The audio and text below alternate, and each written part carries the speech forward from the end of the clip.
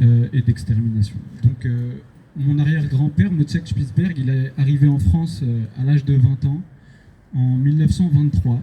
Il a été naturalisé français en 1929 et arrêté à son domicile le 19 août 1941 avant d'être interné à Drancy où il est resté quelques mois avant d'être déporté à Auschwitz par le premier convoi parti de France vers la Pologne le 17 mars 1942. Oui, premier convoi, tout à fait, convoi numéro 1. Et il a été assassiné à Auschwitz le 28 avril 1942, donc à peu près un mois après son arrivée. Et c'est pour moi important de le rappeler parce que c'est aussi une histoire qui résonne chez tant d'autres familles, qui résonne avec près de 6 millions d'autres histoires. Et donc c'est important pour nous de nous rappeler au quotidien de la vie qu'ont été celles des nôtres et de ceux qu'on a perdus.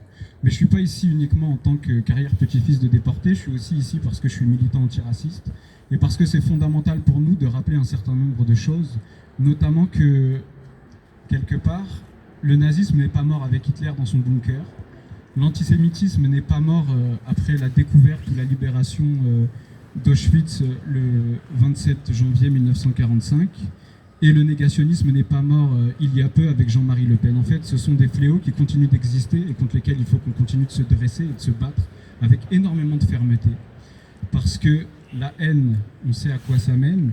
Et effectivement, on commémore aujourd'hui les 80 ans de la libération d'Auschwitz, mais il faut aussi se souvenir qu'Auschwitz, ça n'était pas la totalité.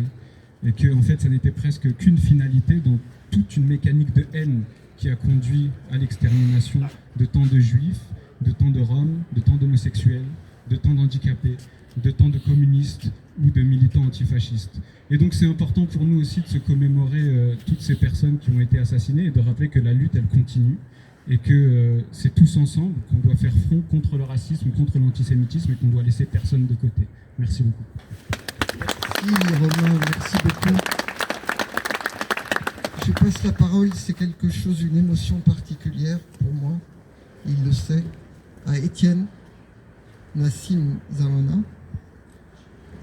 représentant de l'association Ibuka, qui regroupe les rescapés du génocide des Tutsis au Rwanda.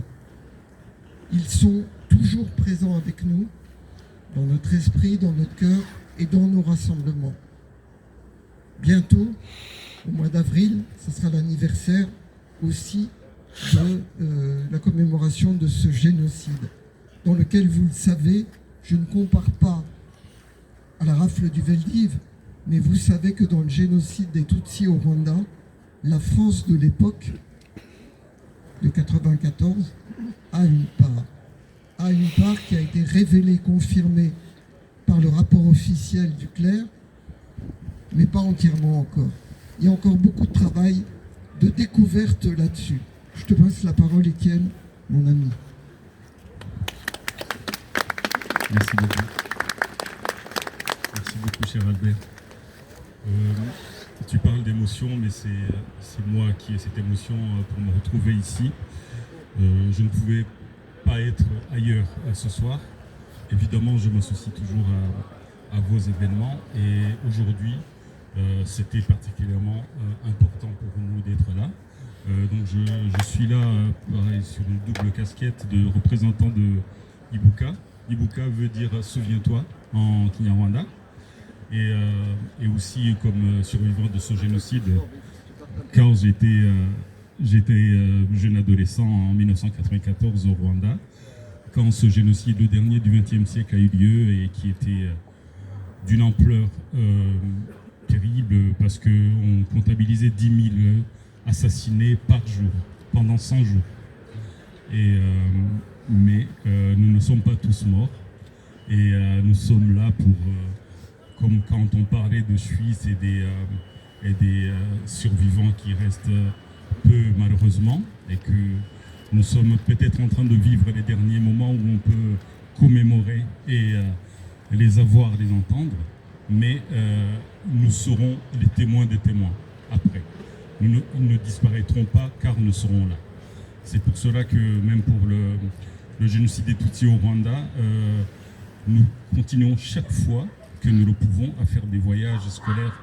J'en ai effectué un certain nombre avec des jeunes étudiants juifs de France, où nous sommes allés au Rwanda, nous avons arpenté les collines, vu les mémoriaux là-bas. Et ce dialogue des mémoires est absolument capital et il nous met dans une catégorie d'humains et nous savons très bien ce que ça voulait dire être humain après Auschwitz. Donc ça veut dire que nous sommes là et nous continuons à témoigner. J'étais au Mémorial de la Shoah il y a 4 jours à l'inauguration de l'exposition des photos de ce qu'on appelle l'album d'Auschwitz. C'est quelque chose de terrible et de fascinant de regarder comment les bourreaux ont eux-mêmes documenté leur forfait, ce qu'ils ont fait. Et ça nous ramène toujours, il y a toujours des allers-retours, même comme l'a dit Albert, il n'y a pas de comparaison à ce que ont vécu les Tutsis au Rwanda et ce que le calvaire qu'ils ont subi depuis des années.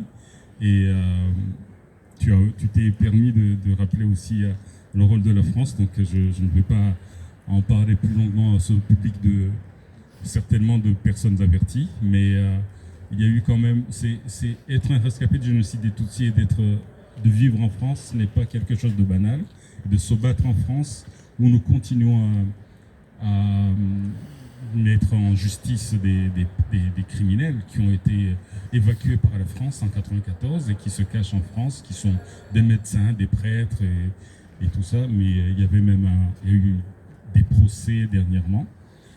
Et même au-delà des Rwandais, le négationnisme, c'est ce poison, comme vous le savez, qui naît avant le génocide, qui l'accompagne pendant sa perpétuation et qui le survit.